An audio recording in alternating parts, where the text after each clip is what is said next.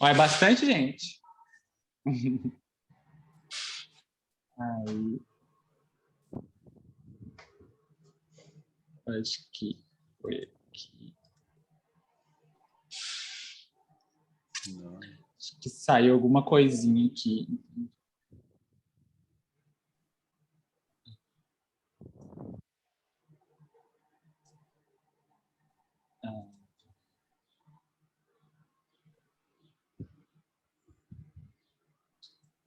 Acho que desconectou alguma coisa aqui pro. É. Só um segundo. Tá, não, sem problema. Uhum.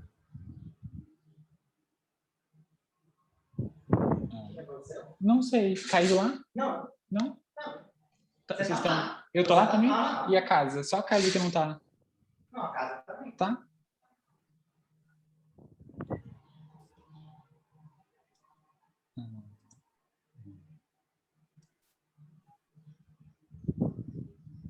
Aí, acho que...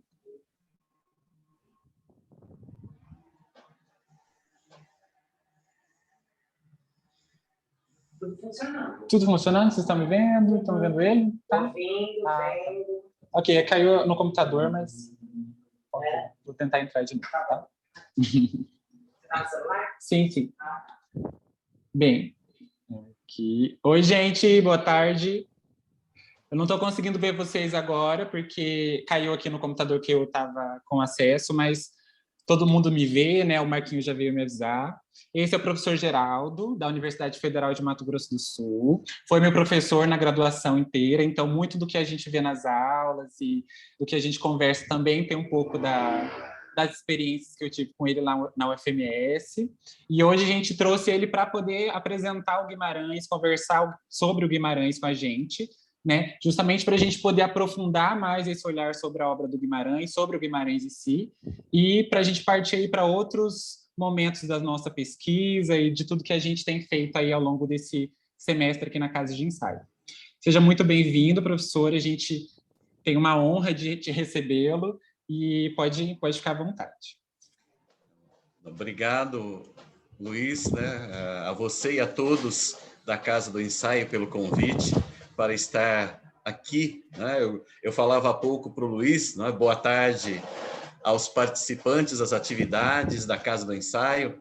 Eu falava há pouco ao Luiz que eu queria muito estar presente com vocês aí, né? Já nesse momento, ainda que com todos os cuidados demandados por conta dessa pandemia que nos afetou a todos, mas eu gostaria muito de estar aí com vocês, mas infelizmente no final de junho, né, eu tive um acidente caseiro e parecia um tombo bobinho, né? Mas qual o que?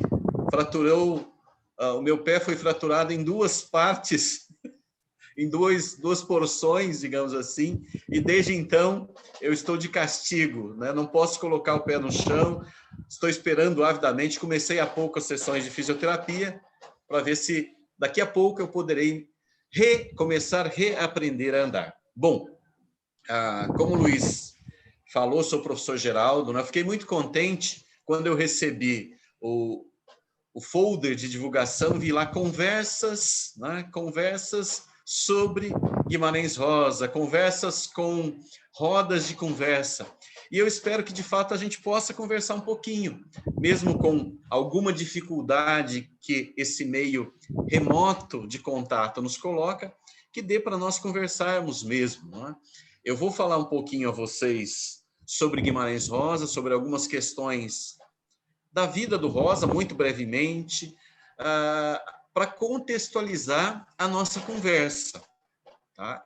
Mas o que eu quero, sobretudo, é falar para vocês sobre a obra do Rosa, desse grande escritor brasileiro que é Guimarães Rosa.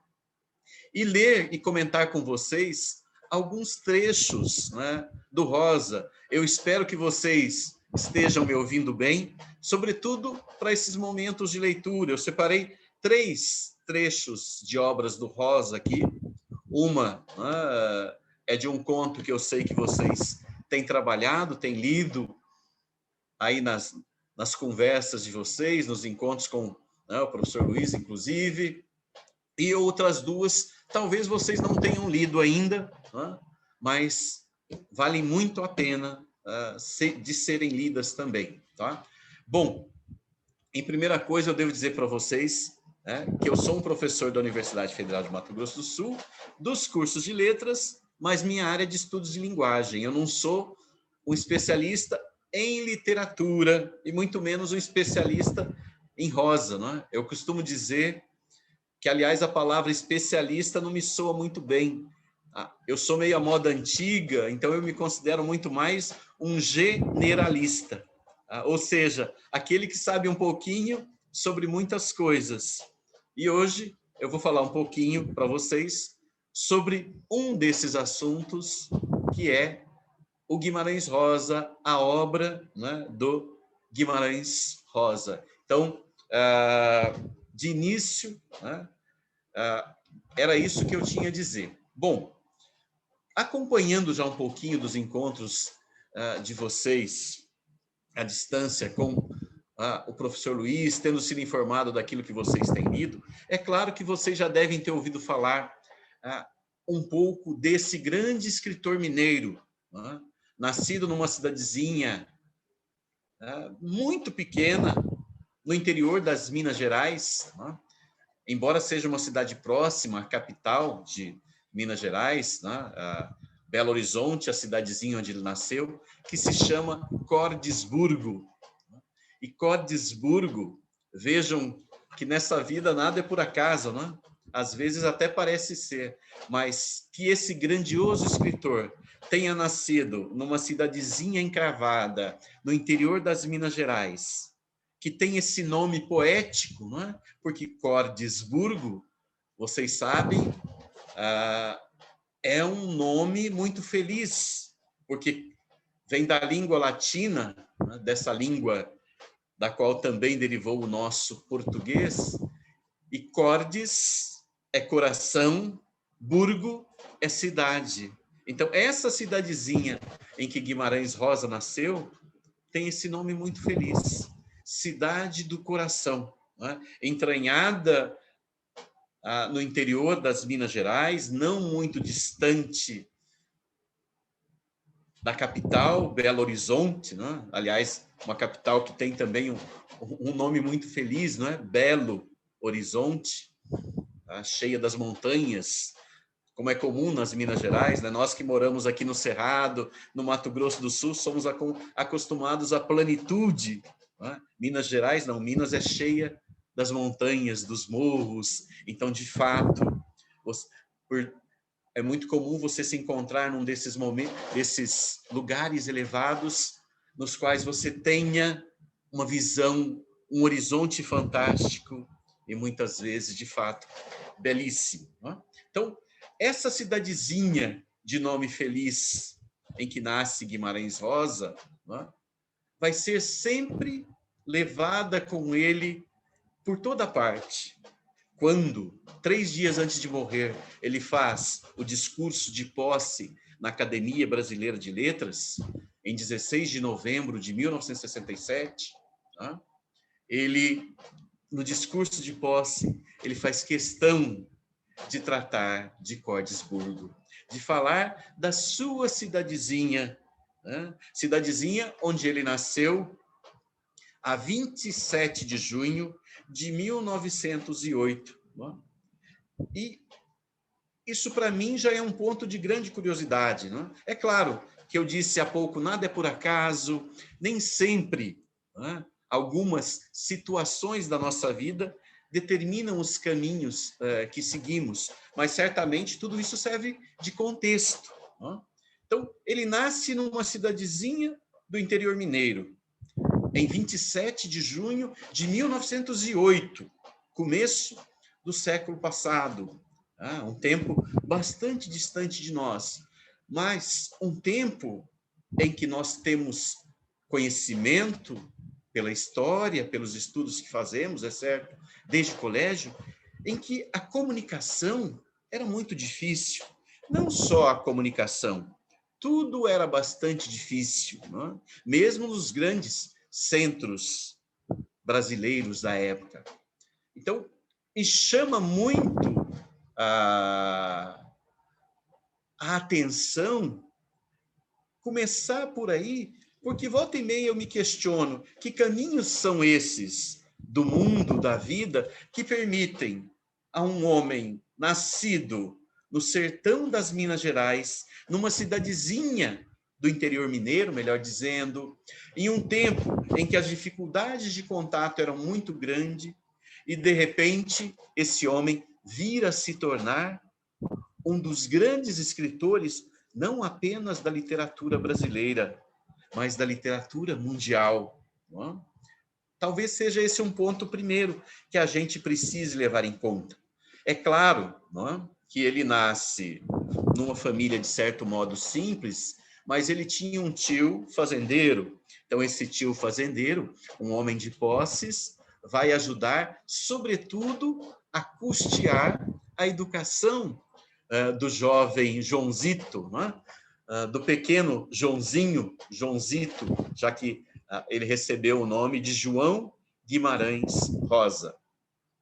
Mas, para além dessas condições difíceis, mas também do fato de ter contado com um tio que, com muitas posses, pudesse financiar-lhe os estudos, Guimarães Rosa, desde pequeno, percebeu o encanto da linguagem. Ele percebeu que essa língua que falamos, pela qual nos comunicamos, a língua portuguesa, primeiramente, mas também outras línguas, nos ensinam muito do mundo, da forma como vemos, compreendemos e nos relacionamos com o mundo. Então, aos 6 anos, ele começa a estudar uma outra língua. Mal for alfabetizado, ele já começa a estudar, e sozinho, por material que conseguia, que chegava às suas mãos, ele começa a estudar a língua francesa. E aí, ao longo da vida, o Guimarães vai ter sempre um grande interesse pelas línguas. Ele vai aprender alemão, inglês, russo, uma série de línguas, além do francês, que eu já mencionei. Línguas, não apenas as faladas, mas também aquelas que já não eram mais faladas, como o latim, por exemplo. Enfim, ele vai ser um estudioso das línguas. E aqui eu faço um primeiro parênteses nessa nossa conversa, porque, vejam, às vezes, no estudo que fazemos da língua, ou na relação que temos à língua, por que a usamos o tempo todo? Nós não nos damos conta de toda a profundidade que as palavras possuem. Às vezes, fazemos até uma ideia equivocada de que uma língua é simplesmente um modo de darmos nome, como se fosse etiquetarmos os objetos, os seres com os quais entramos em contato.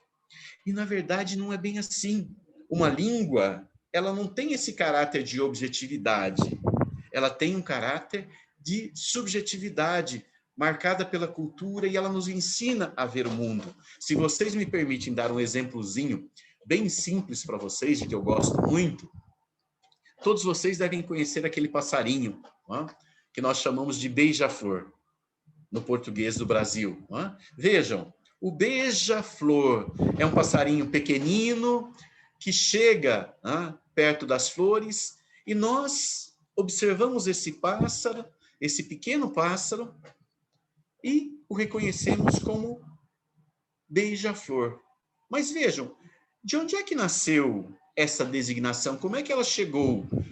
Pensando numa perspectiva apenas nossa, dos nossos dias. Nós olhamos para ele e falamos, bom, professor, veja, nós o chamamos assim porque é óbvio, ele chega e beija a flor. Ele pousa o seu biquinho sobre a flor, sobre a superfície da flor, e efetua um gesto simpático, um gesto quase amoroso, que nós reconhecemos como beijar. Então, é claro, professor, é um beija-flor.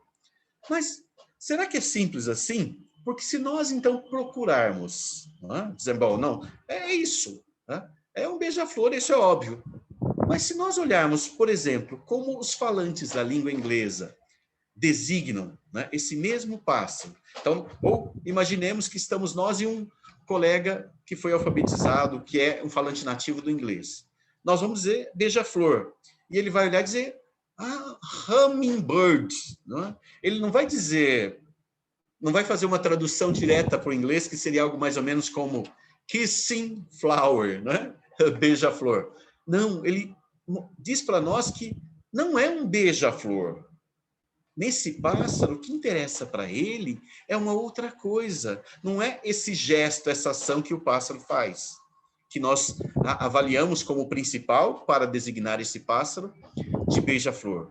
Quando ele diz hummingbird, hummingbird em inglês é pássaro que zumbi, né? Então, vejam, o falante da língua inglesa, ele nomeia esse passarinho pelo barulho que esse passarinho faz. Hummingbird. Então, vejam, a língua portuguesa está vendo, entendendo, compreendendo esse pássaro por uma visão específica. E é por meio dessa visão específica que nós, falantes da língua portuguesa, entendemos esse pássaro. O inglês, por outra. Se nós olharmos em outras línguas, se houvesse perto de nós um falante do francês, o falante do francês não concordaria nem com o beija-flor, nem com o hummingbird. Ele diria para nós que aquele passarinho é um oiseau-mouche, ou seja, um pássaro mosca. Ele não considera, então, o falante nativo do francês, nem a ação que o pássaro efetiva, nem o barulho, mas o tamanho do pássaro.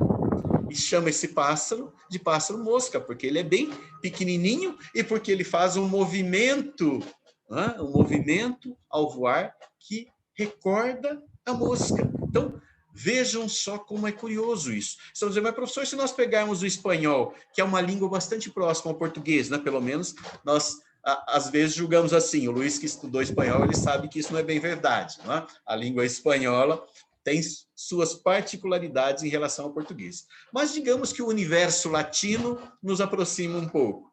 Nós vamos ver que os falantes nativos do espanhol chamam esse pássaro, eles também olham para a ação que o pássaro efetiva, mas eles chamam esse pássaro de pica-flor, não é beija-flor. Então, quando eles focalizam a ação, não é um gesto romântico que eles veem, né? Não é um gesto romântico de beijar, não é um gesto de caráter durativo, digamos assim, né? Mas é um gesto de certa agressividade, não é? O pica-flor. Então, vejam, eu pedi licença a vocês para dar esse exemplozinho, né? A partir do beija-flor, para chamar a atenção de vocês para essas questões da língua. Porque na obra de Guimarães Rosa, a linguagem ocupa um papel central. Tendo estudado essas diversas línguas do seu tempo, né? O francês, o alemão, o russo, o italiano, o espanhol, etc., mas também línguas de outros tempos, o Guimarães tem aguçada a sua percepção para o mundo. Então, o olhar, o modo como ele olha para o mundo e absorve as experiências do mundo é certamente muito mais profundo.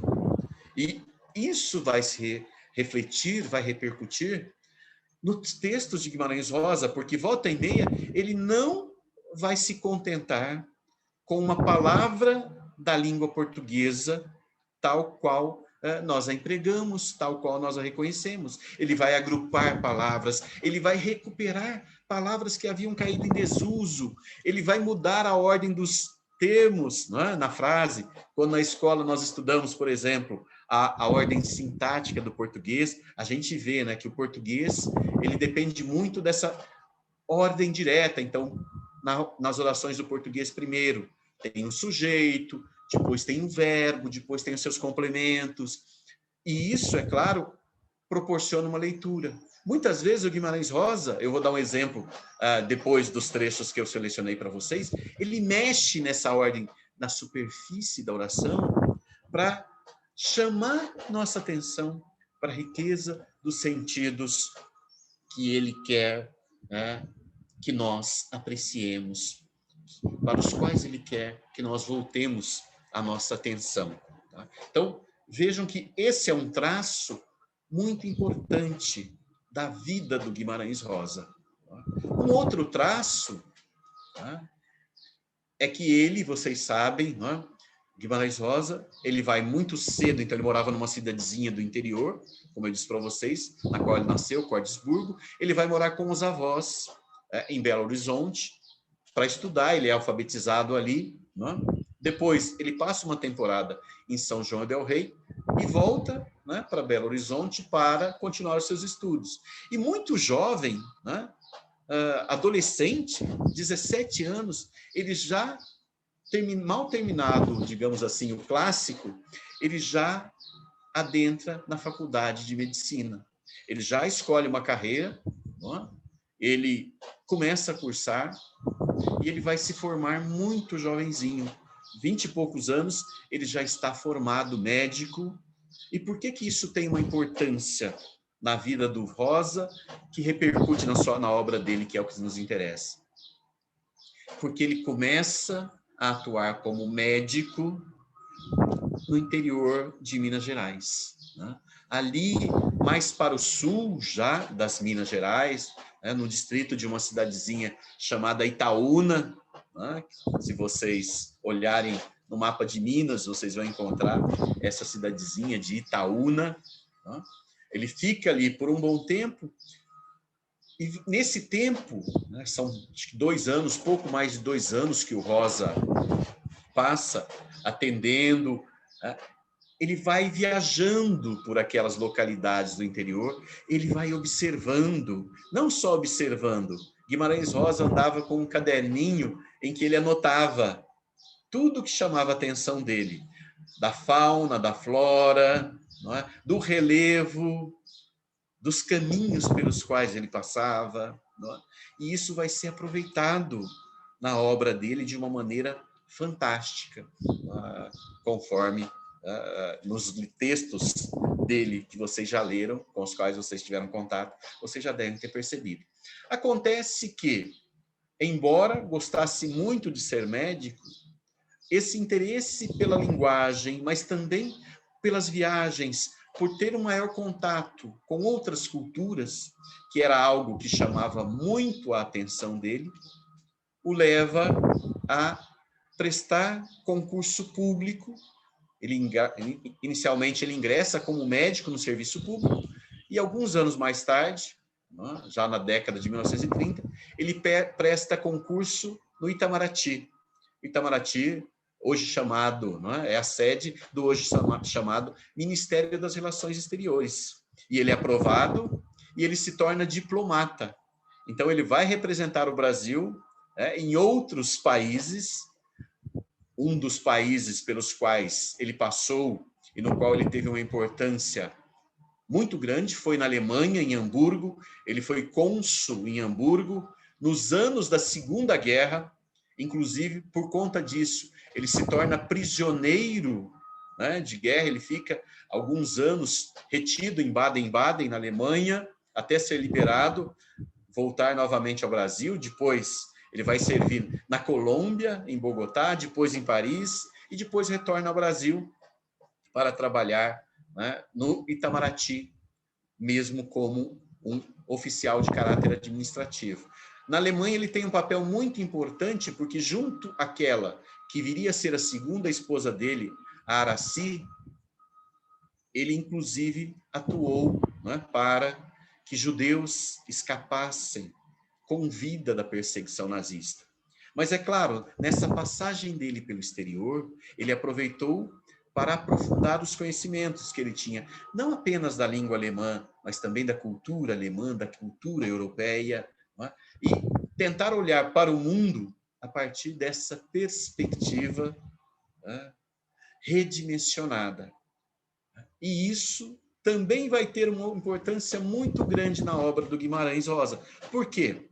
Vejam, e daí vem uma outra coisa que me chama muito a atenção na obra do Rosa e que eu queria comentar com vocês. É o segundo ponto, né? O primeiro foi o trabalho do Rosa sobre a linguagem. O segundo ponto é que ele vai situar as histórias dele numa região, né, num contexto geográfico que lembra sempre e muito o interior das Minas Gerais, o sertão mineiro, como nós gostamos de dizer, né?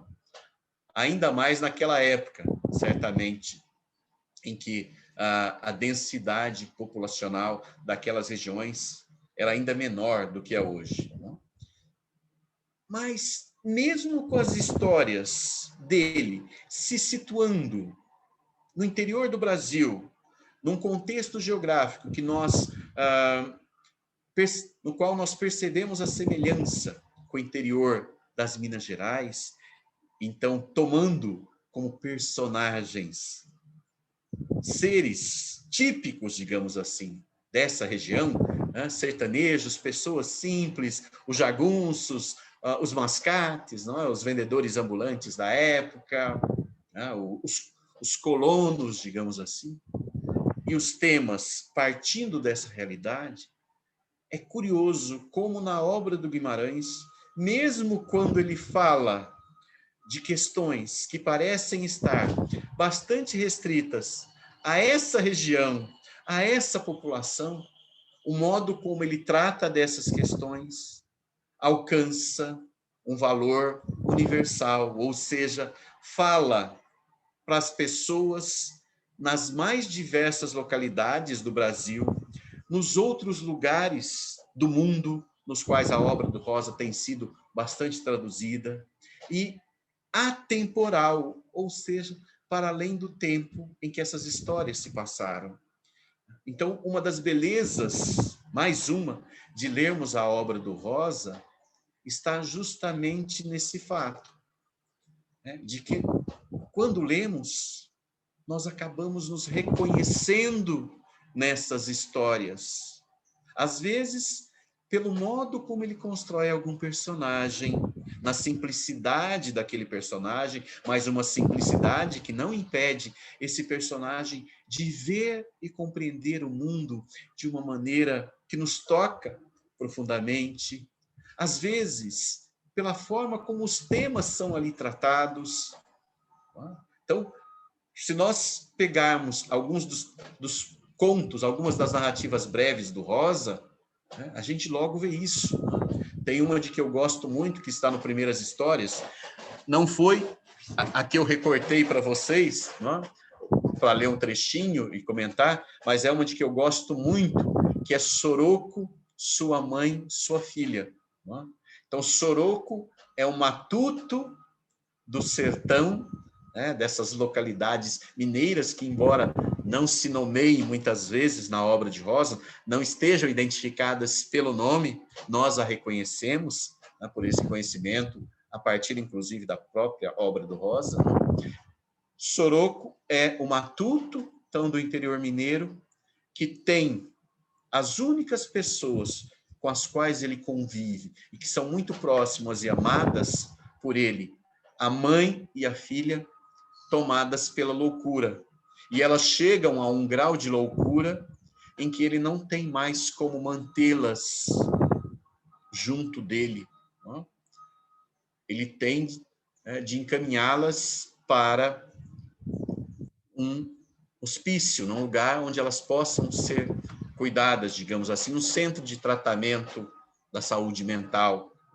E o conto do Rosa, essa breve narrativa que está no Primeiras Histórias, em 5 páginas apenas, vai contar todo esse momento difícil pelo qual passa Soroco em sua vida, mas de uma maneira, o conto já começa pela descrição do trem que chega à estação, e o vagão, especialmente, em que serão alocadas a mãe e a filha de Soroco. E daí, Soroco, dali a pouco, chega com elas, toda a cidade vai acompanhar essa despedida, que é muito tocante. Então, vejam, é a temática da loucura, dessa insanidade, dessa desrazão, dessa falta de senso, que em algum momento atinge as pessoas em um meio simples e, por ausência de tratamento, isso alcança um estágio tão grandioso que elas não têm mais como viver naquela localidade e são levadas, então, para longe, né, daqueles que as amam. Então, é um conto belíssimo, de 5 páginas apenas, mas que nos toca profundamente, não é?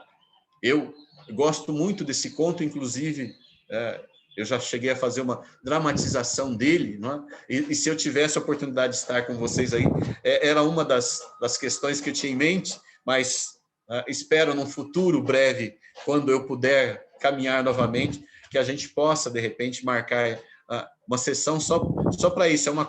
É algo rápido, em torno de 20 minutos, para apresentar o conto para vocês, mas que vale muito a pena, porque depois a gente pode conversar especificamente sobre ele. Mas vejam, a partir de uma localidade específica no interior das Minas Gerais, essa questão, né, da falta de senso é tratada de uma perspectiva universal, afetiva, que nos toca bastante. Bom, não trouxe o Soroco para falar para vocês, mas trouxe uma das narrativas, né, que, como eu disse há pouco, vocês tiveram já a oportunidade, né, de lê-la e sobre ela conversar com o Luiz aí, que é a Terceira Margem do Rio. Antes de entrar na narrativa, eu só queria fechar brevemente esse comentário que eu estou fazendo, entrelaçando obra e vida, né, do Rosa, porque o Rosa, ele constrói, então, uma obra riquíssima, né? Além do Primeiras Histórias, que eu já mencionei, que é um livro de narrativas breves, 21 narrativas breves, todas elas nessa dimensão, 5 páginas, um pouquinho mais, não é? Que é um dos grandes livros do Rosa. Aliás, quando a gente começa a ler o Rosa, eu acho que a primeira obra que a gente deveria ler é o Primeiras Histórias, porque são todas narrativas curtas e, por ela, nós entramos no universo de temas do Rosa, mas, sobretudo, na linguagem. Nós vamos nos acostumando com a linguagem do Rosa, que é muito importante, né? Porque eu disse para vocês, quando eu chamei a atenção como um primeiro ponto, a linguagem rosiana é um dos grandes focos de interesse da obra dele. Então, o Primeiras Histórias poderia ser sempre a primeira obra do Rosa com que entrássemos em contato. Além do Primeiras Histórias, ele tem um livro de contos extraordinário, que é o Sagarana, né? Um grande conjunto de novelas, Corpo de Baile, e um romance extraordinário, que é o Grande Sertão Veredas, além de outros livros de narrativas, às vezes nem bem narrativas, quando a gente pega o Tutameia, por exemplo, nem sempre narrativas, às vezes uma observação de algo do cotidiano transfigurado pela visão do Rosa, a sua linguagem, enfim, entre outras obras do Rosa, né? Eu diria que mencionei as principais aqui, e às vezes mais por razões do meu percurso de leitor, né? Porque, como eu disse para vocês, eu não sou especialista em Rosa, eu sou um generalista que conhece entre um pouquinho de várias coisas, um pouco do Rosa, mas mais do que isso, eu sou um leitor do Rosa, tá? Acho que é o melhor modo de se referirem a mim com relação a Rosa é essa, um leitor do Guimarães Rosa. Talvez, para precisar um pouquinho, um leitor apaixonado de Guimarães Rosa. Bom, então, ele constrói esse conjunto de obras fantástico, né? E, claro, né, ele começa a ser sondado, a partir do prestígio das suas obras, pela Academia Brasileira de Letras. Os membros da Academia Brasileira de Letras gostariam de tê-lo entre eles, né, na convivência das discussões, né, dos encontros da academia. O Rosa, né, concorda com isso, porque ele também se sente interessado, né, ele atraído pela Academia Brasileira de Letras. Ele concorre uma primeira vez, não é eleito, mas na segunda vez, em compensação, ele é eleito por unanimidade. Só que o Rosa, ele tinha um misticismo que não está apenas na obra dele, né? Uma visão mágica da vida, mística muitas vezes. Está na vida dele também. Então, ele atrasa, não é? Ele adia por anos a posse dele na Academia Brasileira de Letras, porque ele temia né, dada essa atração, esse valor que ele concedia à Academia Brasileira de Letras, ele temia ser tomado por uma grande emoção, não é? No momento da posse.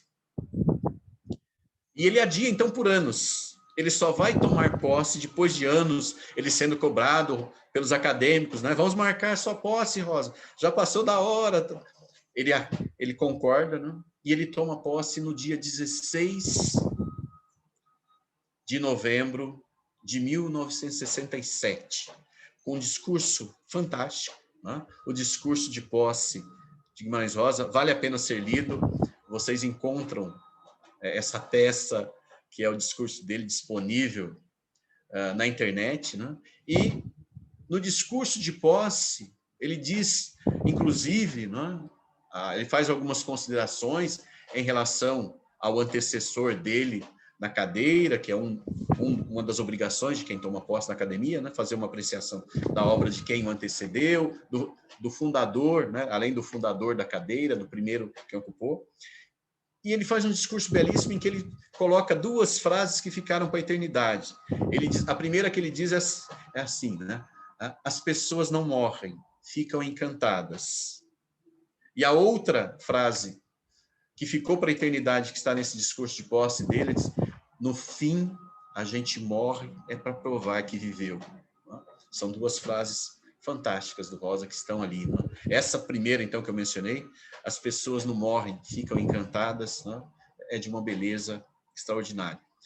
Mas, infelizmente, todo aquele receio de que o Rosa tinha de ser tomado por uma grande emoção na posse, né, da academia, né, infelizmente, de algum modo, se concretiza. Ele morre 3 dias depois que toma posse na Academia Brasileira de Letras, em 19 de novembro de 1967, vítima de um infarto. Então,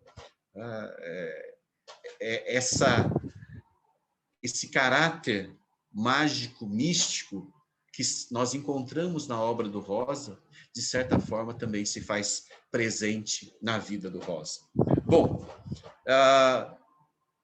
como eu disse, não ia falar muito para vocês a respeito da vida, apenas tomar a vida do Rosa para fazer alguns destaques importantes e, claro, né, para situá-los um pouquinho, além do que vocês certamente já conhecem, com relação à vida desse extraordinário escritor brasileiro. Para essa segunda parte da minha fala, digamos assim, eu selecionei, então, 3 trechos de obras do Rosa. Né? O primeiro desses trechos os 2 primeiros, digamos assim, porque nesse primeiro recorte eu tomo aqui 2 questõezinhas bastante breves. Uma delas, que diz respeito a uma construção específica deste conto, um enunciado que está presente nesse conto, na boca de uma das personagens, né? E o outro da fala do próprio narrador, digamos assim, do texto. Né? Bom, então, A Terceira Margem do Rio, vocês já conhecem esse texto enigmático, né?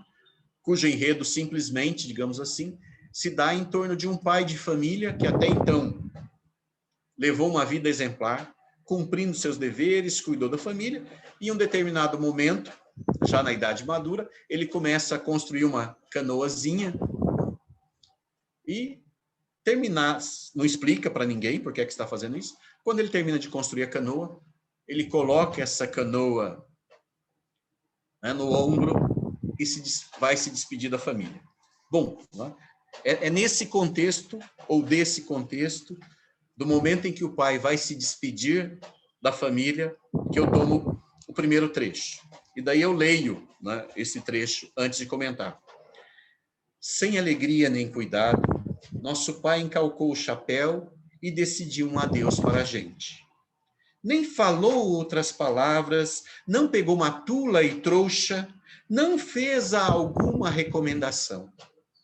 Nossa mãe, a gente achou que ela ia esbravejar, mas persistiu somente alva de pálida, mascou o beiço e bramou: você vai ou você fique, você nunca volte. Nosso pai suspendeu a resposta, espiou manso para mim, me acenando de vir também por uns passos. Bom, esse primeiro recorte, assim como o segundo, ele é mais breve um pouquinho. Tá? Depois, na segunda obra, eu já vou... o trecho é um pouquinho mais longo. Mas vejam, né? Nós estamos, então, naquele momento em que o pai vai se despedir da família. Tá? Então, ele está passando para a mãe o atributo de, a partir desse momento, assumir as responsabilidades da família. A mãe aceita isso, mas é um momento de separação. Nós estamos percebendo que se trata de um momento de separação, né? Essa despedida. A mãe faz questão de marcar essa separação no dizer dela. E vejam como é que o Rosa constrói isso. Ele constrói isso, né? A fala da mãe, ela é seguida por 3 orações breves, né? Digamos assim, por 3 enunciados breves. Você vai, você fique, você nunca volte. Vejam que, então, nós temos uma estrutura frasal que ela é ternária, ela é composta por 3 orações. Você vai, você fique, você nunca volte. Claro, a gente entende o que está sendo dito aí. A mãe está querendo enfatizar para o pai que esse distanciamento dele é definitivo. Então, pensem, digamos assim, visualizemos a cena. Então, o pai está próximo da família. Quando a mãe diz, você vai, há um primeiro movimento de separação, de afastamento.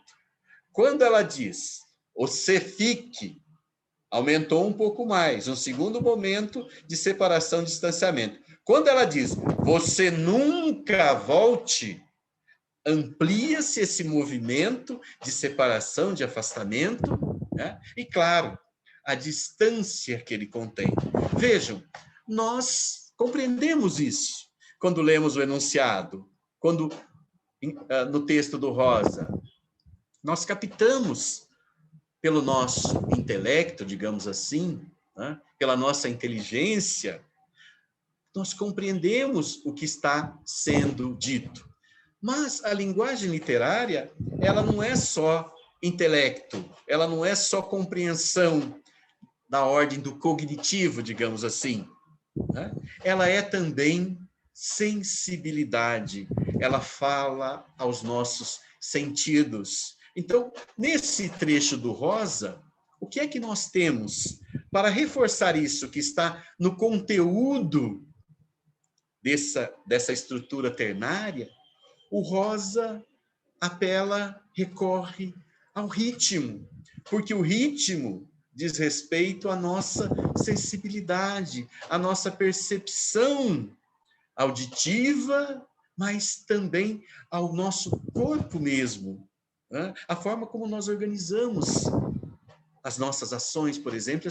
Então, fala para a nossa sensibilidade. Por que é que eu estou dizendo que o Rosa recorre ao ritmo? Porque, vejam, né? Na primeira oração, se fique, né? Se nós consideramos essa estrutura ternária e consideramos a partir do tratamento que nós damos, por exemplo, a um texto poético, a estrutura de sílabas, né, vai ser de 2 sílabas, se, fique. Por que de 2? Vocês vão dizer, mas professor, e o quê? É porque quando nós contamos as sílabas de um verso, nós contamos somente até a última sílaba tônica da última palavra. Então, como é fique, a sílaba tônica é o fique. Então, se, fique.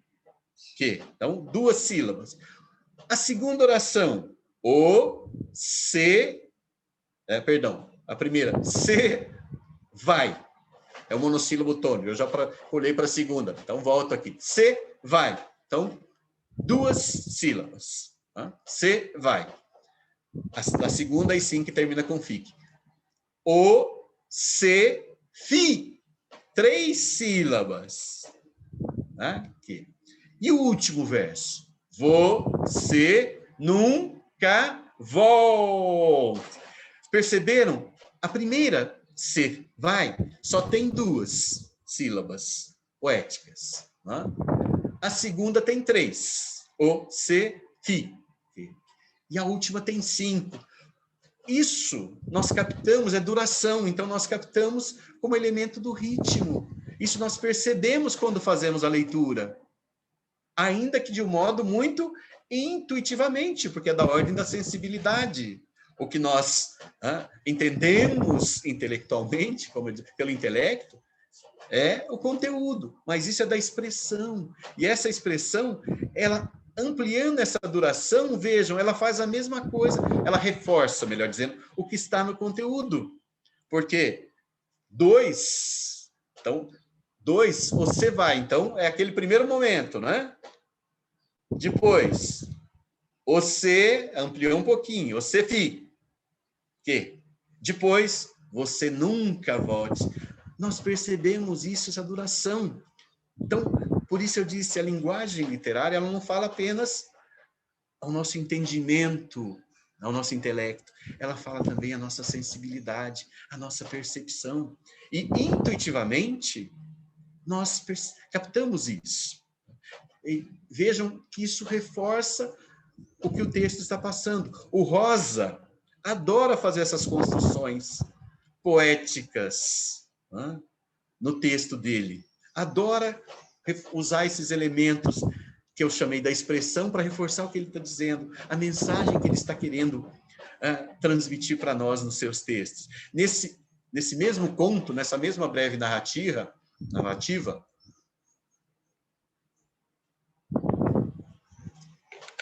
A Terceira Margem do Rio, no finalzinho, vocês sabem que o narrador, ele não acompanhou o pai, de fato. Durante muito tempo, ele levava alimento escondido para o pai, etc. Até que chegou um momento em que o pai dele já estava muito idoso e ele fez uma proposta para o pai. O pai viria com a canoa para a margem e ele assumiria o lugar do pai na canoa no meio do rio. Só que o pai dele aceitou essa proposta. Mas quando o pai dele começa a vir para a margem, ele foge. E daí nunca mais ele vai ter notícia do pai. E ele vai passar, então, a conviver com esse remorso. Né? Daí, no último parágrafo, né, ele fala desse remorso. E daí, vamos ao último parágrafo. Né? Sofri o grave frio dos medos, adoeci. Sei que ninguém soube mais dele. Sou homem depois desse falimento? Sou o que não foi, o que vai ficar calado. Sei que agora é tarde e temo abreviar com a vida uns rasos do mundo. Mas então, ao menos, que no artigo da morte peguem em mim e me depositem também numa canoinha de nada, nessa água que não para, de longas beiras, e eu, rio abaixo, rio afora, rio adentro, o rio. Nesse final, né, do poema, da narrativa, o que na boca do narrador, o que nós temos? Nós temos, de novo, uma interferência, digamos assim, dessa construção que o Rosa faz no texto para nos dar a impressão, para nos dar a sensação, para nos dar a construção dessa visão da canoinha se movimentando no rio, não é? Então, quando ele diz, me depositem também numa canoinha de nada, nessa água que não para, de longas beiras, e eu, rio abaixo, rio afora, rio adentro, não é? É como se fosse o deslizar da canoinha dentro do rio. Porque, de novo, se nós olharmos para essas expressões, né? Rio abaixo, rio afora, rio adentro, todas elas serão compostas pelo mesmo número de sílabas. Então, de novo, a nossa percepção auditiva, não é? A nossa percepção auditiva desse trecho vai nos ajudar a perceber esse movimentar-se da canoinha, como diz o narrador, nas águas do rio, não é? Até que finalmente ele se desfaçam essa canoinha e o corpo dele no rio, incorporando-se ao rio, não é? Nessa terceira margem que sempre nos convida a olhar para um outro lado, não é?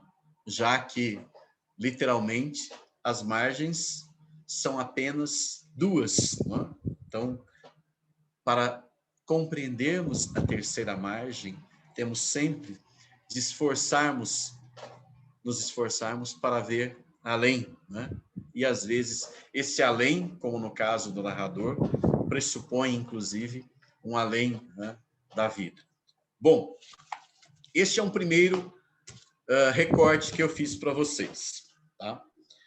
O segundo recorte, ele já é um pouquinho mais longo. Ele vem do Grande Sertão Veredas, do Guimarães Rosa, que é um dos livros mais extraordinários que eu conheço. Falei para vocês, não sou especialista nem em literatura, muito menos em Rosa, mas eu leio muito, gosto muito de ler. E já tive a felicidade de ler muitos livros na minha vida. E este é um dos livros que eu considero assim de cabeceira.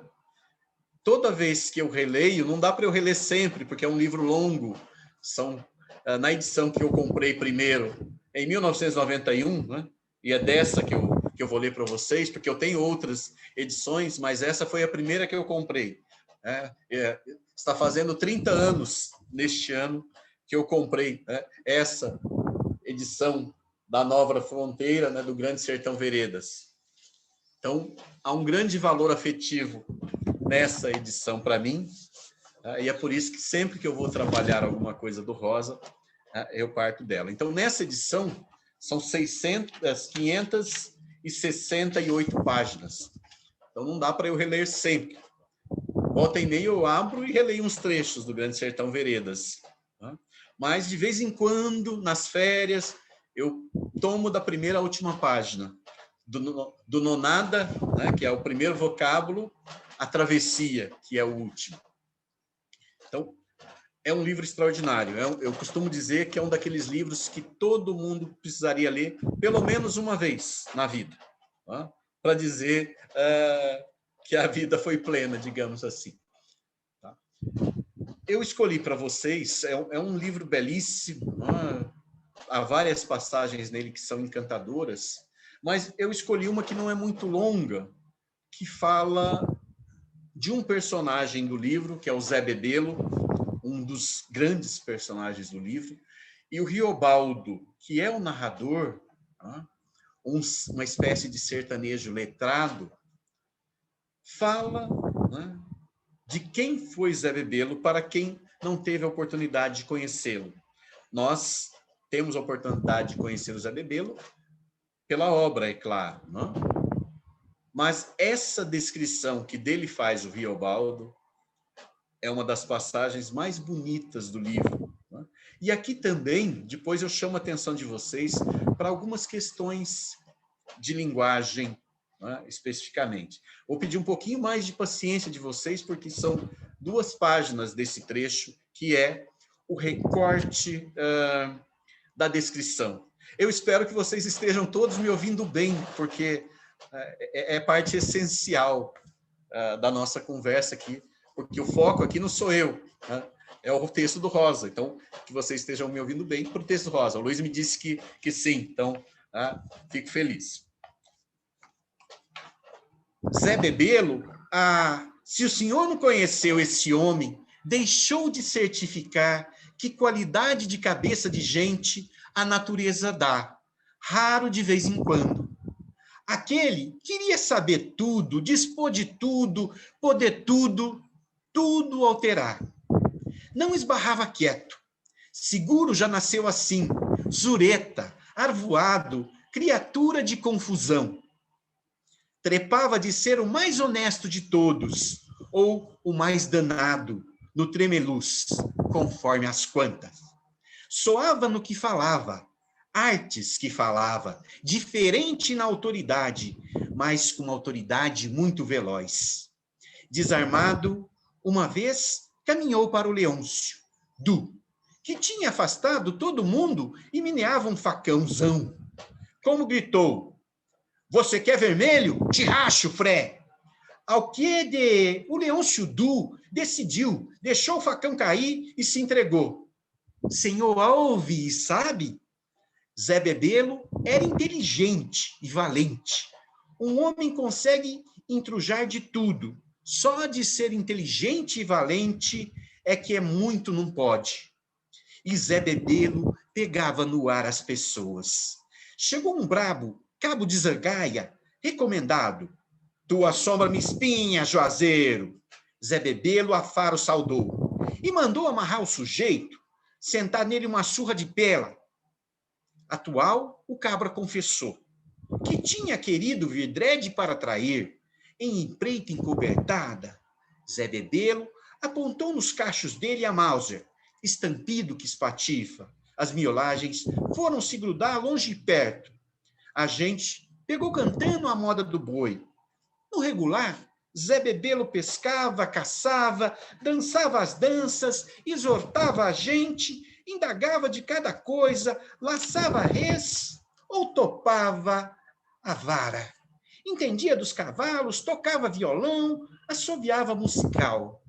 Só não praticava de buzo nem baralho, declarando ter receios, por atreito demais a vício e riscos de jogo.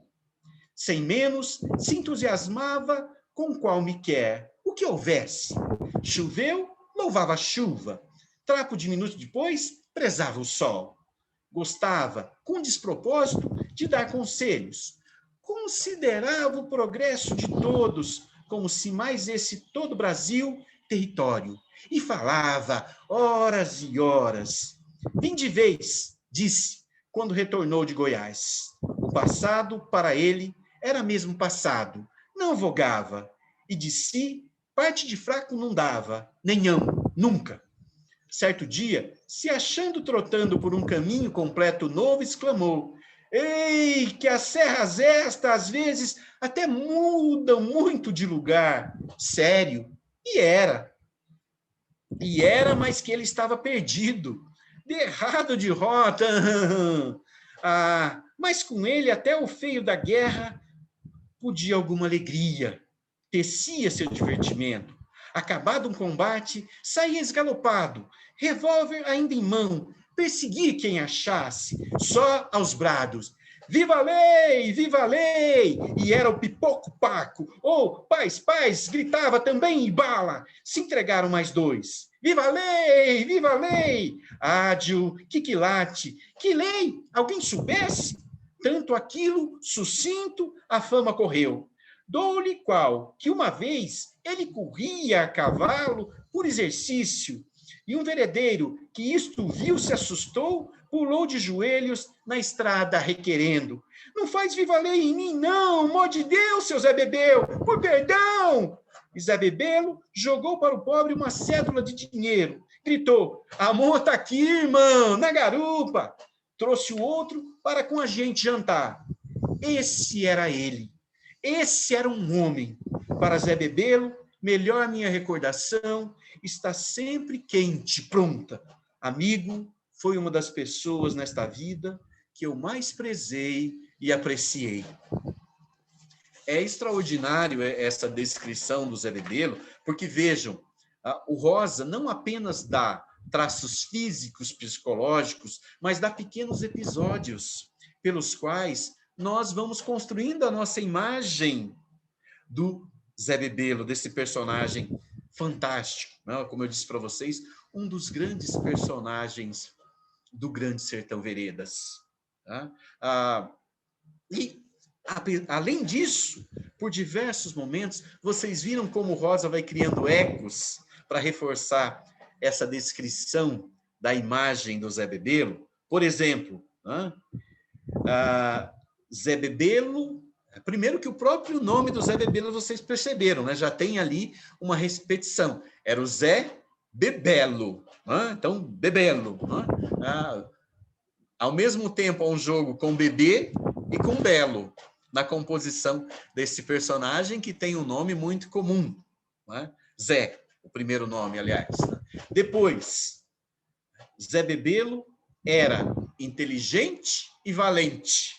Então, esse eco inteligente e valente é do plano da sonoridade para que, mais uma vez, nós sintamos, além de entender um pouco dessa personalidade complexa que é de Zé Bebelo. Depois, em um outro momento,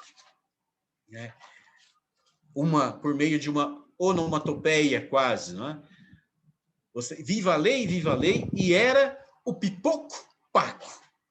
O pipoco Paco é uma palavra, uma expressão composta, ela está grafada no texto, pipoco, hífen, Paco, mas cuja sonoridade, um tanto quanto brincalhona, nos ajuda a ter um pouco mais a dimensão da figura desse Zé Bebelo, de quem era este que chega para comandar os jagunços, o grupo de jagunços, do qual Riobaldo faz parte, em busca da vingança que eles almejam.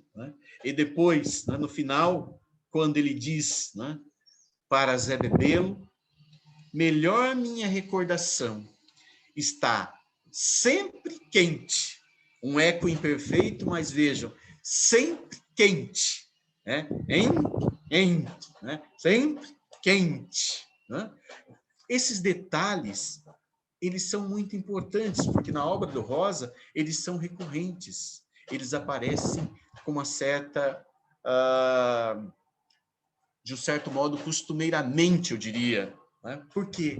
Porque eles estão sempre a serviço de reforçar, por meio dos sentidos, aquilo que o texto está dizendo, aquilo que está sendo abordado no texto. E essa abordagem de uma personalidade complexa, como é a do Zé Bebelo, precisa que o leitor se debruce sobre ela, que o leitor não deixe passar em brancas nuvens esse momento em que é feita essa apresentação mais detida do Zé Bebelo. E, finalmente, porque eu já estou falando há um bom tempo aqui, e não quero cansá-los em demasia, e, além disso, claro, quero que sobre um bom tempo para nós conversarmos, para vocês questionarem, falarem das leituras que vocês fizeram, do que vocês quiserem, enfim, na nossa conversa aqui, para nós podermos dialogarmos, que é a parte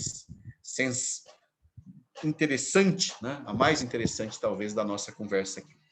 O meu terceiro trecho vem da novela Miguelim, que é uma das que compõem o Campo Geral, que, por sua vez, está inserida naquele grande conjunto de narrativas que é o Corpo de Baile. Essa narrativa, Miguelim, ela tem esse título, aliás, já, porque ela orbita em torno do Miguelim, um menino simples que mora com os pais e o irmão e um pequeno círculo, digamos assim, de agregados, numa localidade chamada Mutum, também claramente, numa região que nos lembra muito o interior mineiro. Aliás, o começo da narrativa fala justamente isso. Um certo Miguelim morava com sua mãe, seu pai e seus irmãos, longe daqui, muito depois da vereda do Frango d'Água e de outras veredas sem nome, ou pouco conhecidas, em ponto remoto no Mutum. Bom, mas o trecho que eu recortei para vocês aqui, para ler para vocês, é um trecho belíssimo dessa narrativa, que é o trecho da morte do irmão do Miguelinho, o Dito, que é a pessoa com quem o Miguelinho tem maior proximidade, maior vínculo afetivo. E essa morte do Dito, ela pega nós, leitores, com uma certa surpresa. De certo modo, ficamos surpreendidos. Por quê? O Miguelinho é que tem uma saúde frágil. O Miguelinho que é aquele que você até espera, né? Digamos assim, não que deseje, mas fala, bom, se acontecer de ele morrer ao longo da narrativa, né? Ele não morre, né? Não seria uma surpresa, porque ele é bastante frágil em sua saúde. O Dito não. O Dito, né? Ele tem uma saúde um pouco mais cuidada. Entretanto, o Dito, em um determinado momento, né? Ele pisa em um caco de vidro, faz um corte no pé, um corte considerável, e esse corte não é bem tratado. E daí, por conta das complicações, ele acaba morrendo. É o trecho mais longo dos que eu selecionei aqui. Então, de novo, eu faço aquele pedido de paciência, porque ele exige um pouquinho mais da atenção de vocês. Tá? Então, esse é o trecho que eu vou ler para, ao final, destacar algumas coisas. Para além do trecho que é fantástico, é belíssimo, embora muito triste. Para quem não leu, eu preciso fazer essa ressalva. Para mim, é um dos trechos mais tristes da literatura brasileira e, quiçá, da literatura universal. A reza não esbarrava. Uma hora o Dito chamou o Miguelinho. Queria ficar com o Miguelinho sozinho. Quase que ele não podia mais falar. Miguelinho, e você não contou a história da Cuca Pingo de Ouro. Mas eu não posso, Dito. Mesmo, não posso. Eu gosto mais dela estes dias todos. Como é que podia inventar a história? Miguelinho soluçava. Faz mal não, Miguelinho. Mesmo ceguinha mesmo, ela há de me reconhecer. No céu, Dito, no céu. E Miguelinho desengolia da garganta um desespero. Chora não, Miguelinho. De quem eu gosto mais, junto com a mãe, é de você. E o Dito também não conseguia mais falar direito. Os dentes dele teimavam em ficar encostados. A boca mal abria.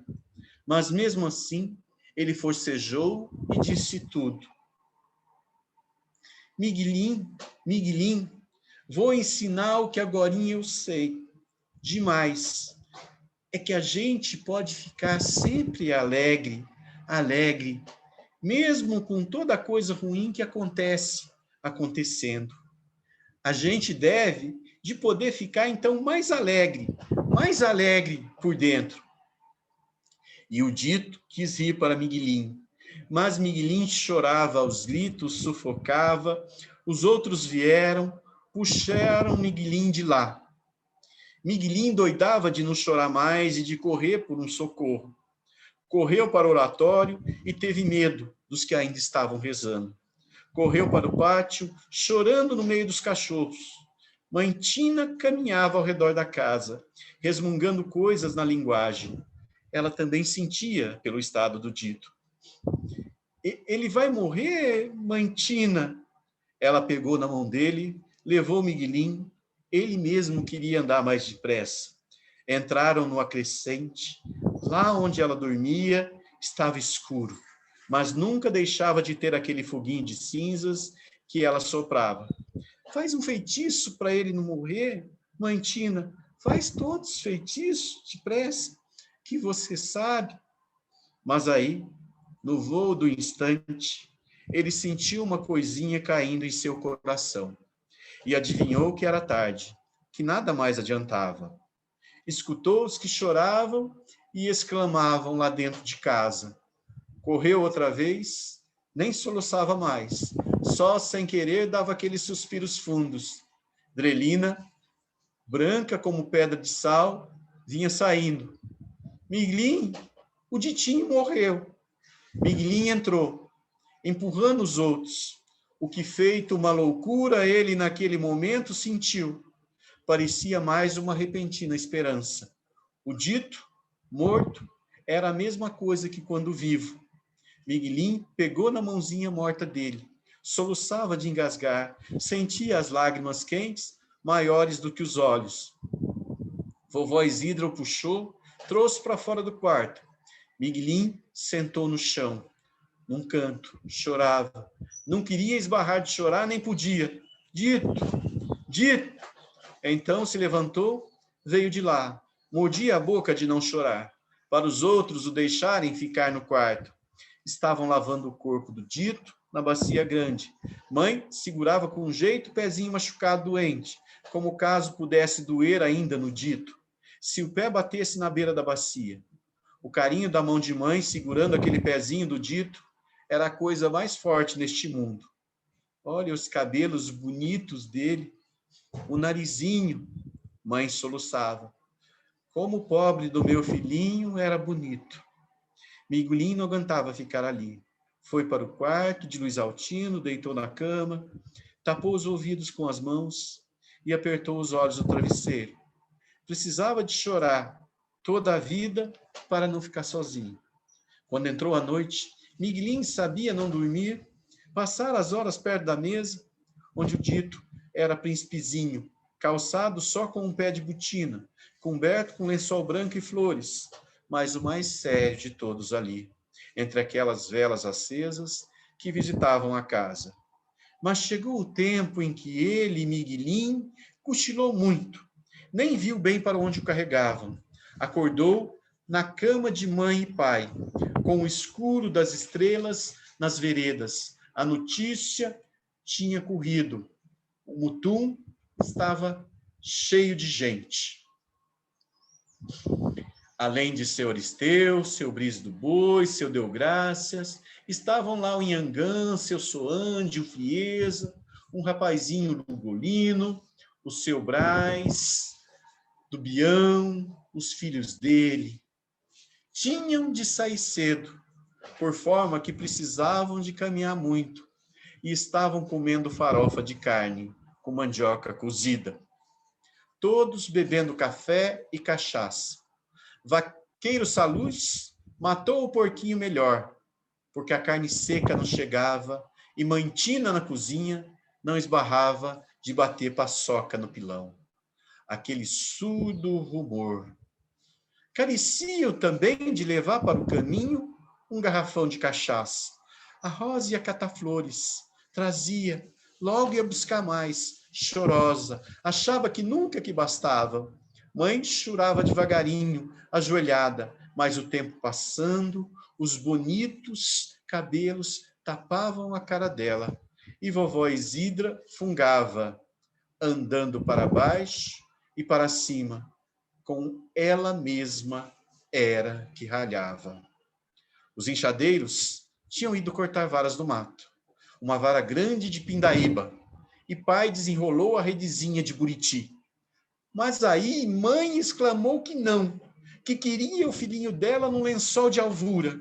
Então, embrulharam o Dito na colcha de chito, enfeitaram com alecrins e amarraram de pendurado na vara comprida.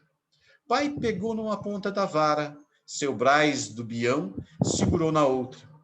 Todos os homens foram saindo. Miguelinho deu um grito, acordado demais. Vovó Isidra rezava alto. Foi o derradeiro homem sair e ela fechou a porta e sujigou o Miguelinho debaixo de sua tristeza. Todos os dias que depois vieram eram tempo de doer. Bom, peço desculpas pelo trecho longo, não é? Que eu escolhi para ler para vocês, mas era preciso, né, para que vocês se situassem também nesse mesmo momento, né, na figura do Miguelim, que acompanha esse momento final, esse momento derradeiro do dito, esse irmão tão querido para ele, né? E ele, Miguelim, que diversas vezes esteve a ponto de morrer, acaba tendo de acompanhar a morte do irmão, né? E isso dói muito nele, repercute, né, desde algumas das falas que eu mencionei do Miguelim, né, ele tentando conversar, ter a última conversa com o dito, depois pedindo para a mãe Tina fazer uma espécie de feitiço, ou todos os feitiços que ela conhecesse, né? O certo é que essa morte do dito tem um grande impacto sobre o Miguelim. E daí, como é que o Guimarães Rosa, esse mestre da linguagem, resume todo esse impacto? Depois dessa belíssima descrição, que nos toca muito, né, por acompanharmos Miguelim, quando ele fecha o episódio da morte do dito com o enterro, né, com o tendo saído o corpo do dito para ser enterrado, né, num lençol branco, como pediu a mãe, né, e o Miguelim, sendo muito criança, estando sofrendo, não pode acompanhar, fica com a avó, né? Quando ele fecha esse episódio, vejam como ele retoma para dar continuidade à narrativa e mostrar para nós que isso impactou de tal forma o Miguelim que, né, vai acompanhar o Miguelim por um bom tempo. A frase é essa aqui, que eu li por último, né?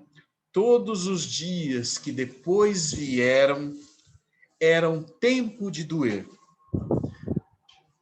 Vejam, o Rosa, né, ele coloca aqui na perspectiva desse narrador, então, dois detalhezinhos, mas que são muito importantes. Primeiro, todos os dias que depois vieram. Vocês sabem que na perspectiva da língua portuguesa, como eu mencionei há pouco, quando nós construímos uma oração, é valorizada a ordem direta, não é? Então, sujeito, o verbo e os complementos. Estou falando isso porque aqui, essa oração, ela ficaria assim, então, nessa perspectiva da ordem direta do português. Todos os dias que vieram depois, né? Porque você tem todos os dias, né, que vai atuar como sujeito, tem esse que para dar um realce, e daí viria o verbo, todos os dias que vieram, e o complemento ou o modificador do verbo, o depois, estaria depois do verbo. Aí. Seria a ordem direta do português. Nessa estrutura, porém, está antes, todos os dias que depois vieram. Por que está antes?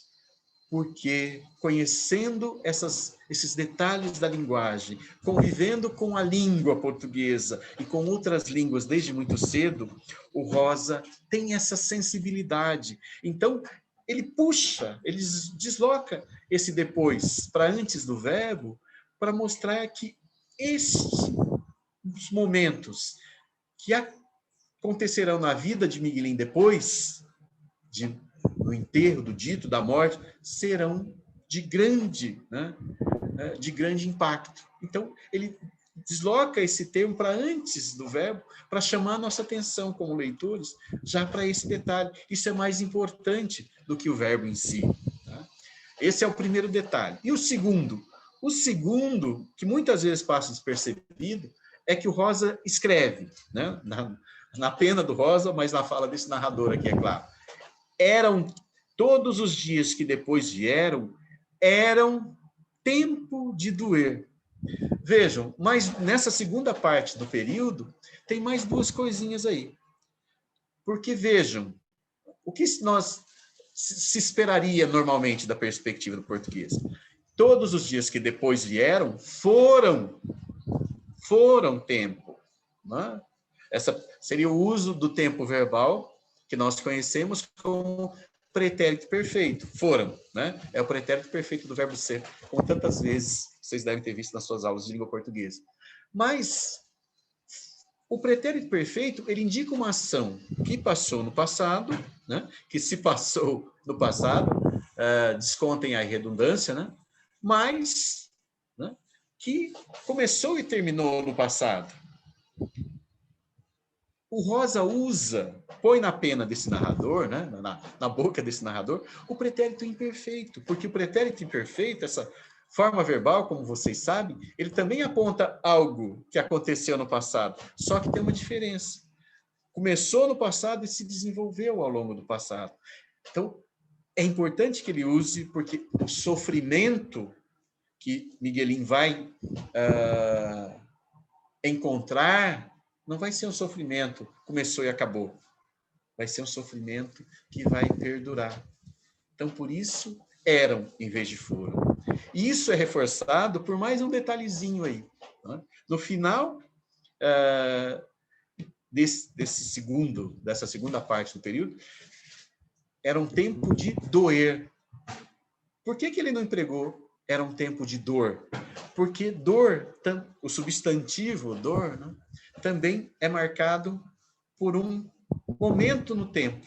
Né? A dor, ela incomoda, mas ela é pontual. O verbo, né, ele preferiu usar o verbo doer, porque daí também reforça a duração, a continuidade dessa dor. Né? Então, vejam como, conhecendo essas questõezinhas da língua, o Rosa, né, explora isso para reforçar nos textos dele aquilo que ele está querendo transmitir para o seu leitor. Então, quando nós lemos os textos do Rosa, nós não podemos deixar que o encantamento, né, que os textos dele provocam em nós, muitas vezes nos façam passar batido por esses detalhes, porque esses detalhes são ricos de sentidos. Né? E a boa literatura, né, ela se constrói assim, explorando, né, os detalhes que a língua nos permite, né, explorar. E os bons escritores, né, os grandes escritores, aproveitam-se de cada um, né, desses pontinhos, dessas possibilidades que a língua fornece a eles. Tá? Então, enfim, como eu disse, fecharia por aqui para que sobrasse um bom tempo, né, para que nós pudéssemos conversar a partir de questões daquilo que eu falei, das obras do Rosa, ou, né, de observações, considerações de vocês. Claro, aí vocês ficam à vontade. Tá? E obrigado, né, por me ouvirem aí durante todo esse tempo, atenciosamente.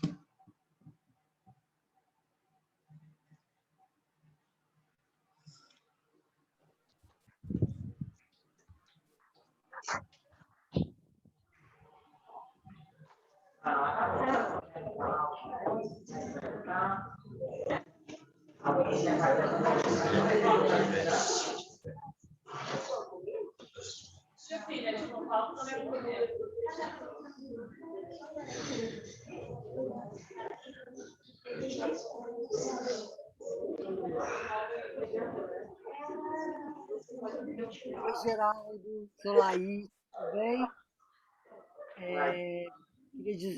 Queria te agradecer, dizer que é sempre um deleite a gente poder ouvir o Guimarães, e você falou de um jeito gostoso, e que eu percebo e eu espero que os alunos todos consigam se estimular e a entrar nesse universo rosa que é maravilhoso. Obrigada, foi ótimo. Obrigado, Laís. Já fizemos uma apresentação de Margem da Vida.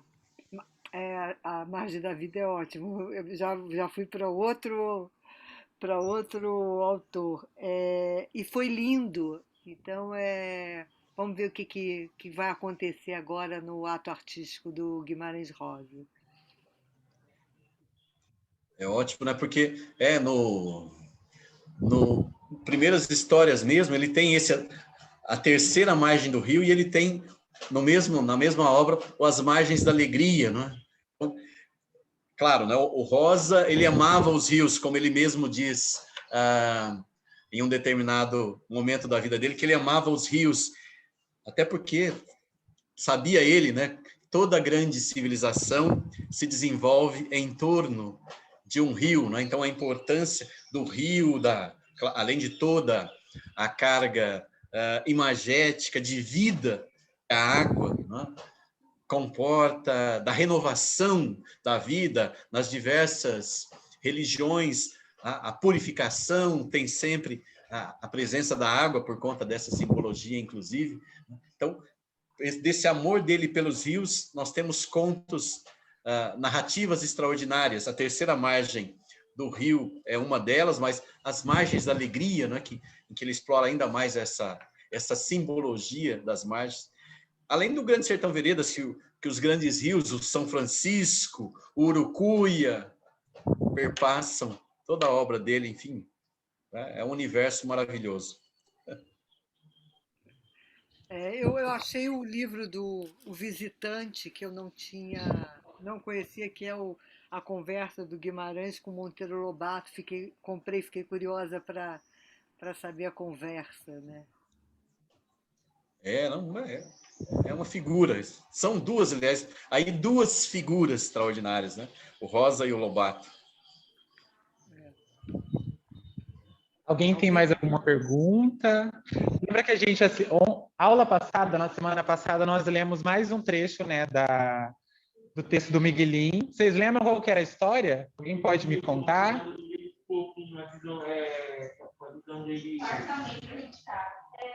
Ah, sim, ele tinha um problema na visão, não é, professor? O Miguelin? Sim. Isso, aham. Veio o quê? O médico veio para ajudar ele. Ah, sim. E o médico fez o quê? Ah, sim.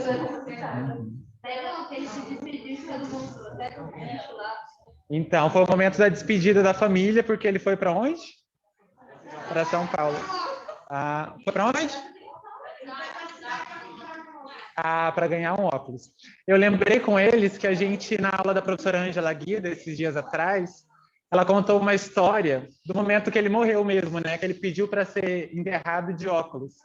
E a gente estava fazendo um paralelo com a história do próprio Miguelin e com essa importância que o símbolo do óculos tem para o Guimarães dentro da obra e dentro da história do Miguelin, como essa coisa de olhar mesmo o mundo, de ver as coisas de um jeito diferente, né? O senhor falou da terceira margem, desse outro lugar que a gente escolhe para ver as coisas. Eu acho que é mais ou menos isso, né? Essa simbologia do olhar, da visão, no Rosa também é riquíssima, né? E é curioso, né? O Miguelin, esse momento final, quando ele finalmente consegue ver, né? Porque o médico empresta, né? Empresta o óculos dele para o Miguelin, e daí finalmente ele se dá conta que uma das dificuldades do Miguelin se dava em torno da miopia. E daí o Miguelin consegue enxergar, né? É o trechinho final, né? que tem aí diz assim, né?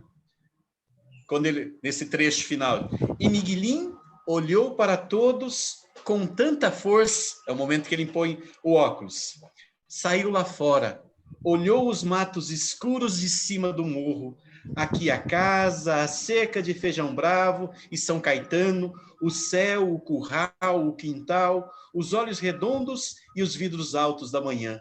Olhou mais longe, o gado pastando perto do brejo, florido de São Josés, como algodão, o verde dos buritis na primeira vereda.